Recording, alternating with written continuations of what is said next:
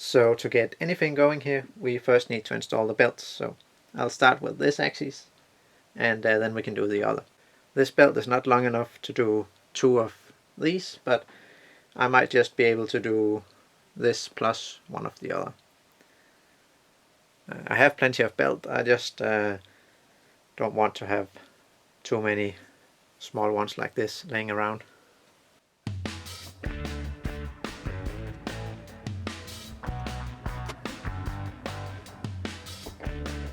So I'll tighten it up, and then I'll cut it about 2 teeth short, so that when we pull it up it will not overlap.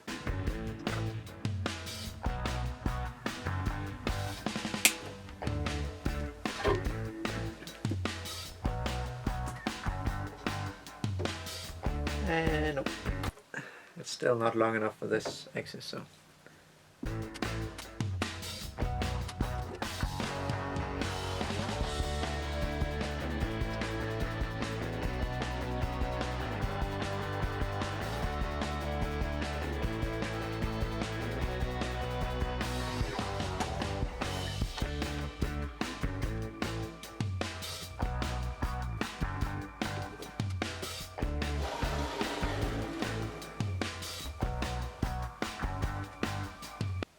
So the belt lines up on this side, and this is the non-adjustable. I can adjust it by putting washers under here, but I really don't want to. So I put the belt an equal distance into the holder on each side. So now I just move it over here, and it doesn't line up with this pulley, but I can just move that by moving it on the motor shaft.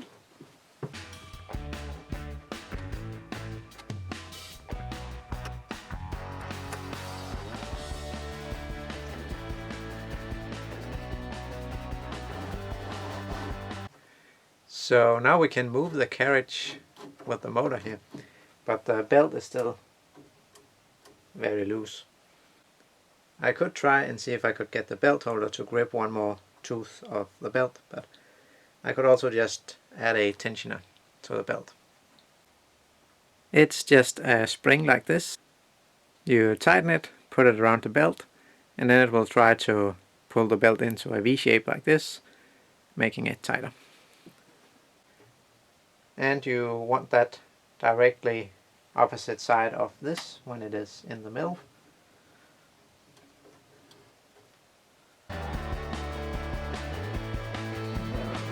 There.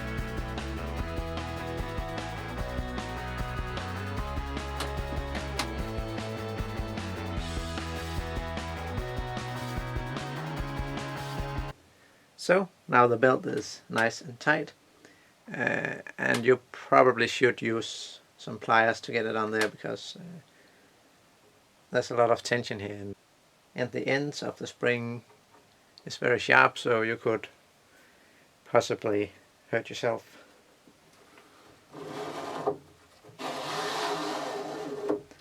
And there is enough room that the spring here can go to each end without interfering with the pulleys. And now this is indeed nice and tight. We need this so that the motor doesn't have to pull up the slack before it starts moving the carriage, and also so this can't vibrate when it tries to print in this direction. If this was loose, then this could, when we try to make a vertical line, it could vibrate a little on the x-axis. We don't want that. So now it's just to do the exact same thing for these two, except that I don't have the holes in here to screw the belt holder down. So I'll have to drill those, and I'll probably put some epoxy in the holes just to make it a little more rigid, because these are hollow inside, or it has the honeycomb structure. So I'll add the epoxy for the screws to have something to grip into. I will probably make an updated version of this on Thingiverse that has the screw holes already, so it has solid material to screw into.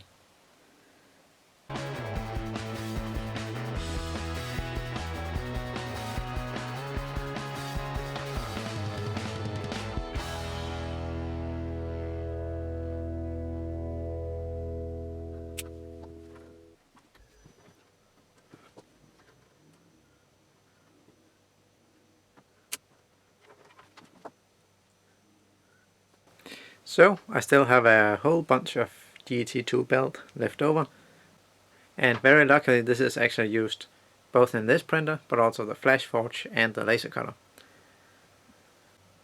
So I'm sure we'll get a use for that at a later point in time. So I'm just printing out the last two belt holders. For some reason I forgot to do that, so I'm sorry about the noise.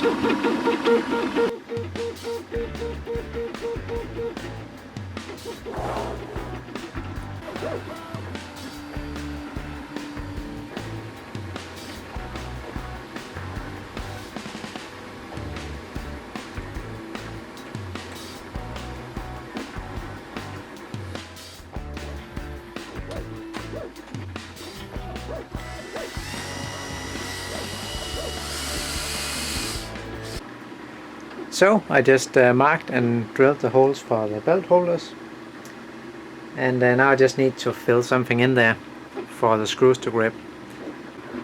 The inside looks like this, so there's not much for the screws to grip into, only the edge here. It might be enough, but I'll just put something in there, like epoxy or something like that. So I printed out the belt holders and the spacers. I need the spacer because there's no raised area on this where this could fit, like I have on the carriage here. I went and got some epoxy into these holes, but it didn't quite go to plan, so I'll leave this out of this video, and then I'll maybe make a quick tip video or something showing how to get epoxy into these small holes.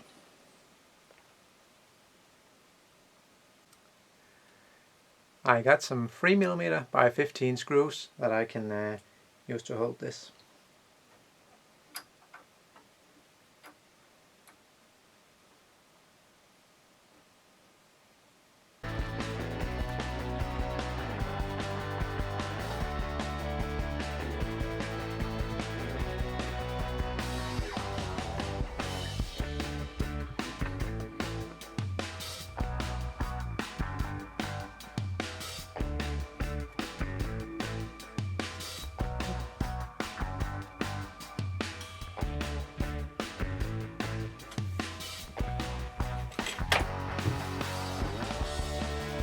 So I just need to cut a few more teeth of this to get it tightened up.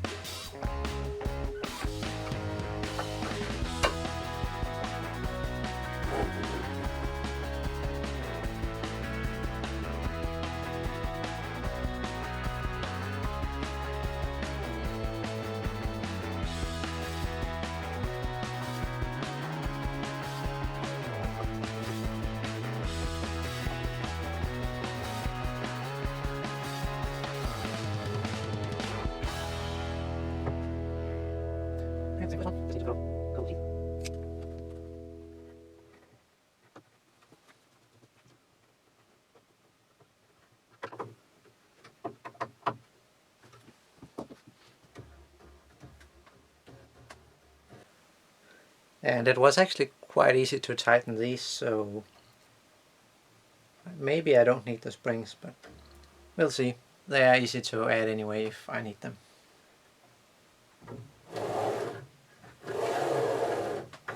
And I haven't put in the set screws yet.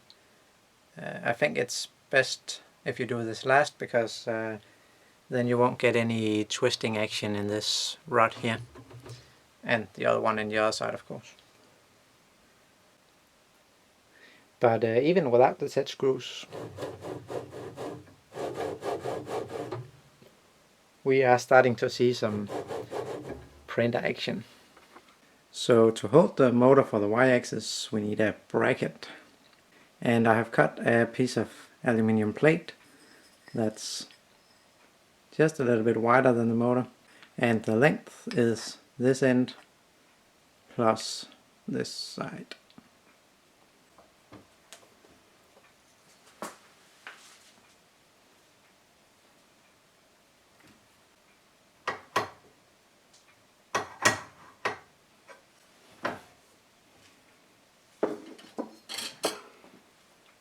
And to bend it, a piece of 2x4 comes in very handy.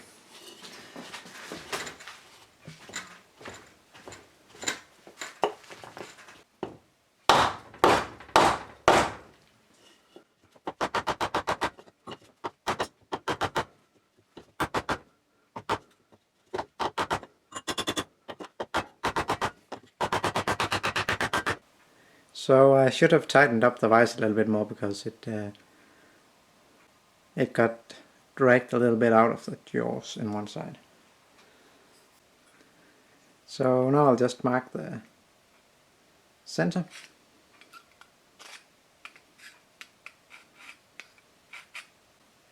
And then with the motor on here, I'll just mark where the shaft is. So with the 2 scraped lines from the shaft, we just split the difference and we get the center.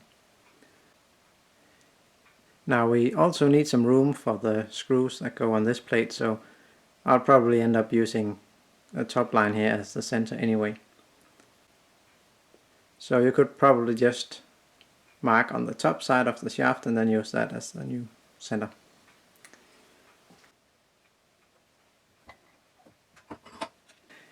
So now I just need to drill out the hole in the middle, so that this flange, or whatever we call it, this boss here, can stick into that, so we can get the bracket flush with the flat of the motor here.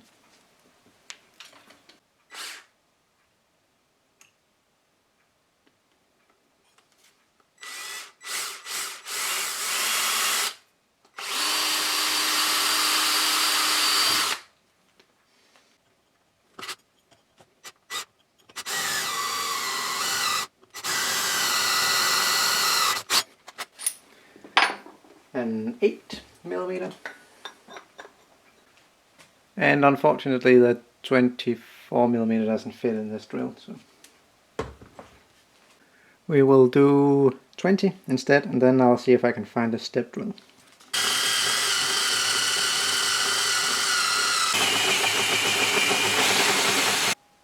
So I didn't find the step drill, but we can still do it like this with a file. It shouldn't take that long. It's only 1mm that needs to come off. And I'm almost done anyway.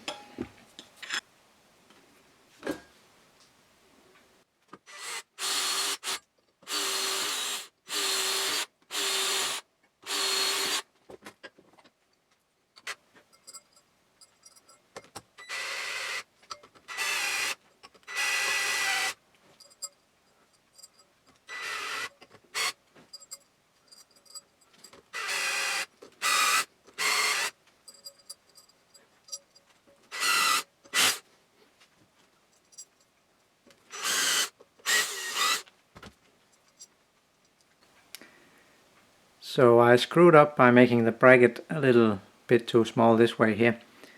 So if I had to raise the motor up above this, then these 2 slots would kinda go all the way to the edge up there.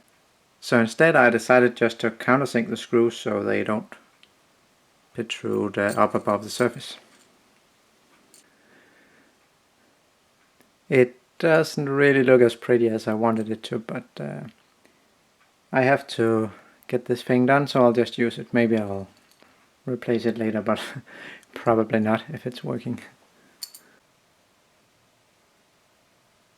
So I put the motor in the top of the slot so we can always slide it down, and now I'll just try to get it level.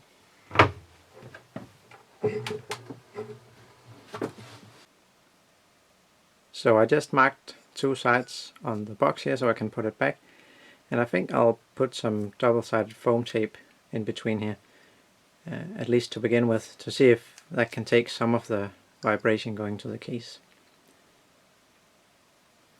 I don't know how effective this will be since we're screwing it down anyway, but probably won't hurt either. So I just moved it over a little bit so there's room for the screwdriver. Maybe that was a good idea. So now I'll just have to screw out the motor, and then I can drill the 5 holes and screw some screws in.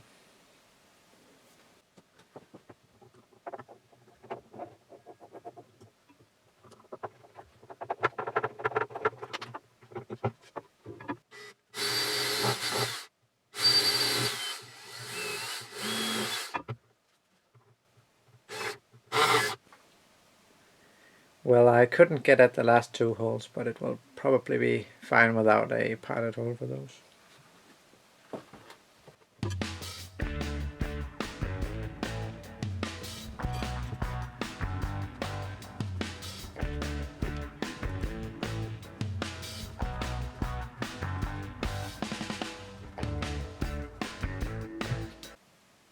I regret I didn't buy the full set of these Vera laser tip screwdrivers, because they really bite into the screws.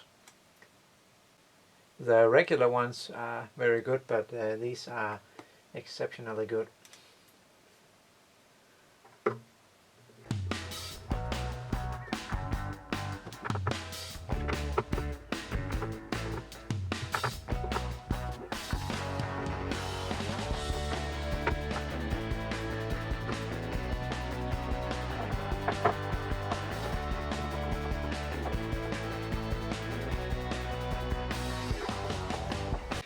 So this seems to be working, and the belt is nice and tight.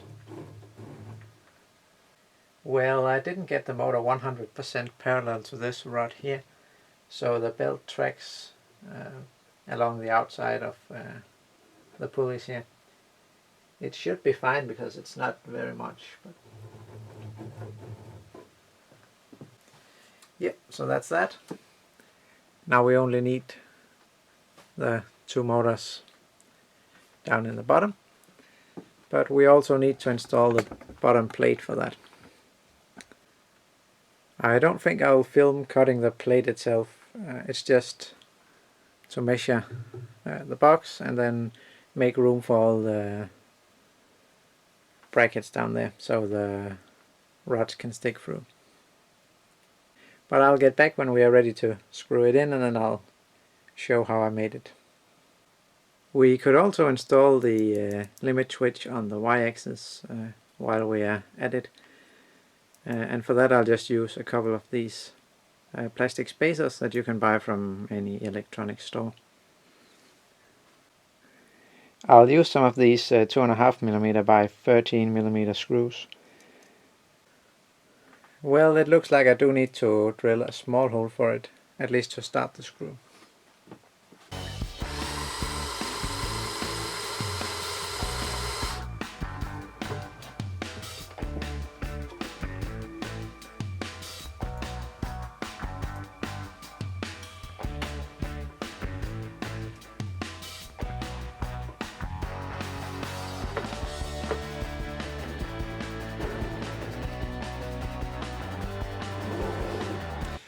Oh well, I kind of screwed that up. I probably also should make these holes in the drawings so you don't have to drill them, because It's not easy to see when it's all installed. And the drill must have slipped a little bit from the hole that I marked, so now it's a little bit too far to the back. But I can just put a little piece of plastic on here, it's no big deal. So I just opened the laser cutter and found this little acrylic button. I'll just glue that on the back side of the white piece there with some super glue. So now that works perfectly.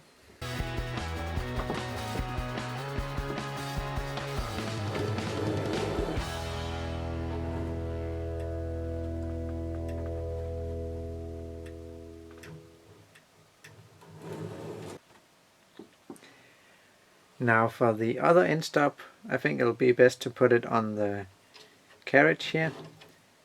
But I don't know if I should put it on this side or on this side. I guess it doesn't really matter, but I think it might be best to put it over here, because then we can get the cable to go with the filament tube and the other cables. If we put it over here, then we would have to make like a loop. We could also do that, but or we could simply flip it, but maybe it looks prettier this way. For this one, I think I'll glue some posts onto here that I can screw it into, and then I'll edit the file to make the posts in the top part. So before I install all the motors, I think I'll just test everything on the bench here to make sure that the ramps, the Arduino and the screen and the motors and everything work, so that I don't have to pull it all apart to change one part and to troubleshoot it if anything is wrong. So I've hooked this up to the power supply, and we will power it up and see what happens. I also put one of the thermistors in here instead of the fixed resistor I had before. So now we should be able to see the temperature also. I'm sorry about the noise. I think these HP supplies and Agilent supplies, they have to meet a certain noise standard. If they're too silent, they have to change the fans to make them more noisy, because the other one I just picked up from eBay, it's even worse than this, I think. I think it's a little less than this in idle, but when you then draw current from it, it gets noisier. So at least it powers up. It also did that last time, but now we can see we have a temperature of 18 degrees Celsius. I think that's pretty accurate here in the garage. I'm sorry about the reflections, but at least that's also what the watch over there is saying. Not that I think that would be any more accurate. I got some of this double-sided thermal adhesive tape that we'll be using to put the heat sinks onto the stepper drivers.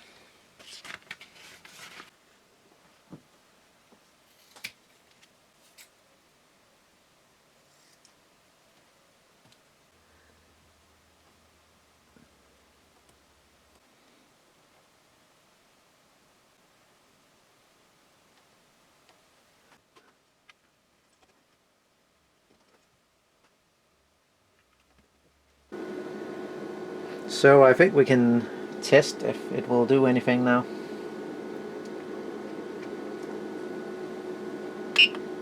Let's can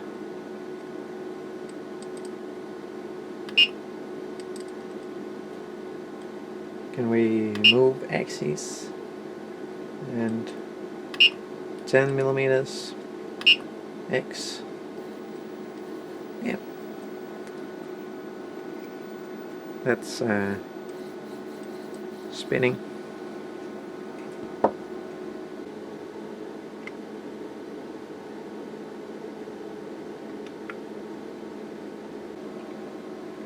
So I just set the current limit potentiometers to roughly the same place.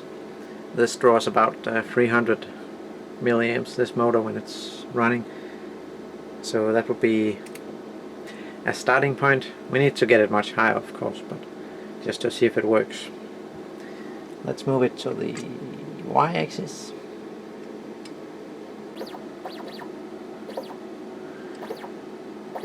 Well, I think we need more acceleration for this because it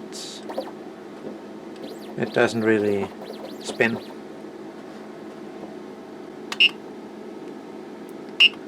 Let's see, where do we do that? That must be control.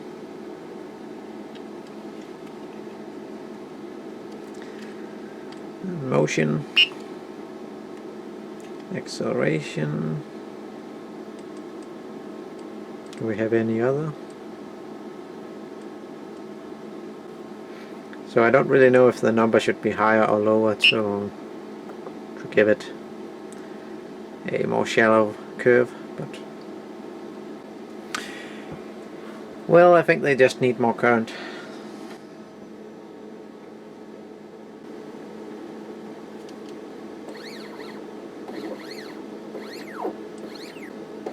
That seemed to do it. Oh, I think I ran into a problem here. I'll just flip the coils.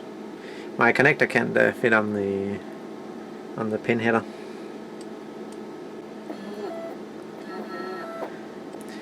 Yeah, it still needs a little more current. I can still just pinch it with my fingers and it stops.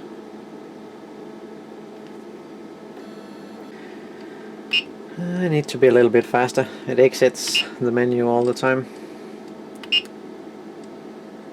Whoop.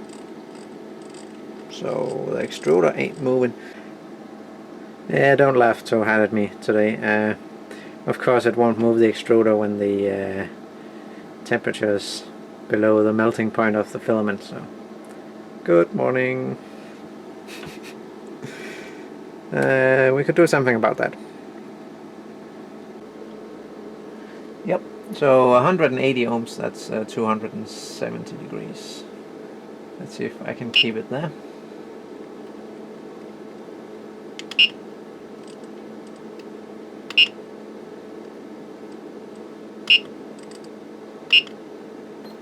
Yep, and now it works.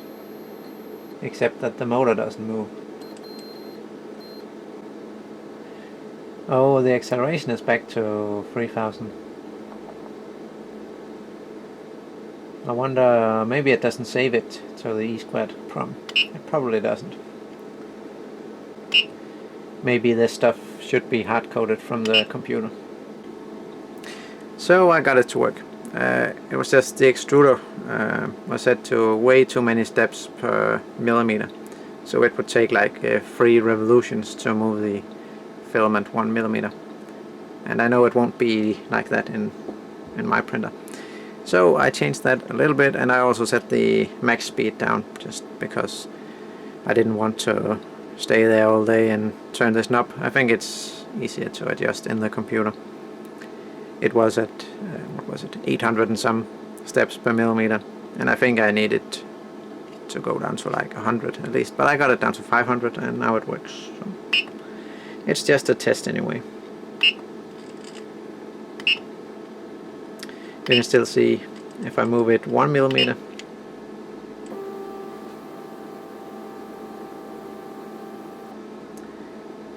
It still spins a couple of times, and it shouldn't really do that. At least all this seems to be working.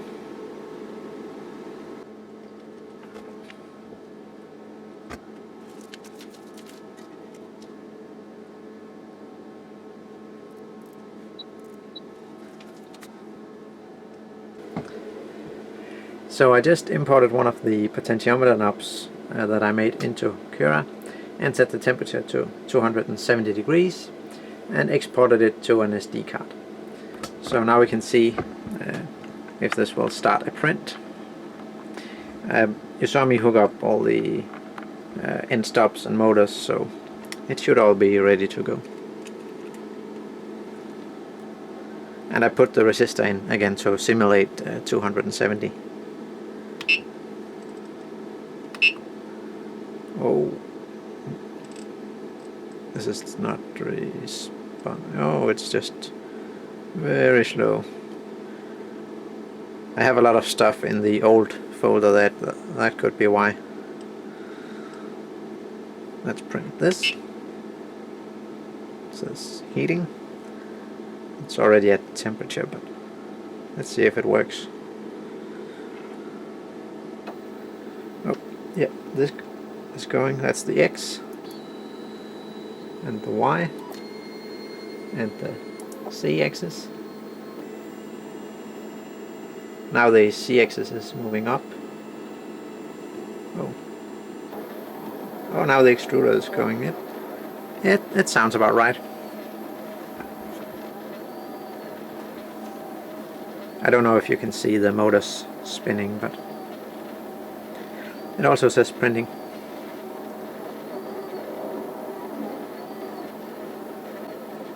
Yep, the Z-axis is moving as well. And all the motors are moving. By the way, if you're wondering about the firmware, I use Marlin, and I found it on the RepRap website. I just uploaded it to the Arduino directly. I didn't make any changes whatsoever. I think I'll have to do that, but we'll see. Maybe there's some way of saving the settings that you saw me change the acceleration and all that, and every time I powered it off it forgot about it, so maybe there's some way to save it in there, or else I'll have to type the numbers in the computer.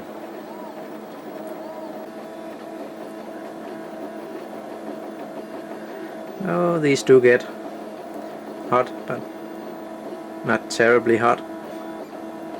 Oh, the Z-axis is quite hot, but I also need a fan to blow on there, so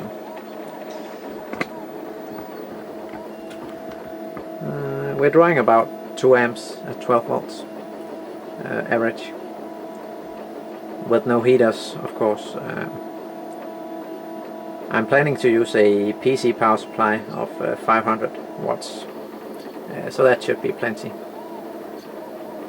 But I think it's safe to put all this into the printer now, and we can get that to print instead of just having the motor spin on the table.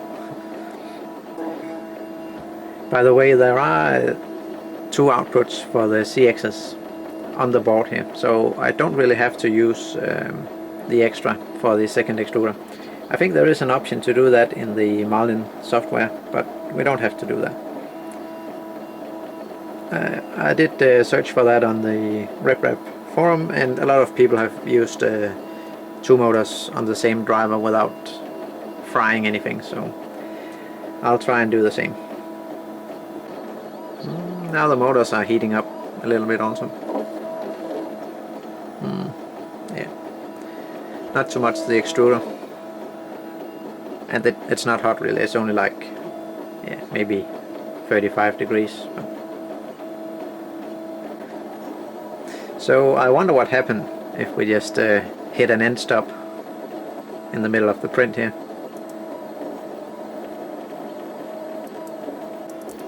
That's disappointing.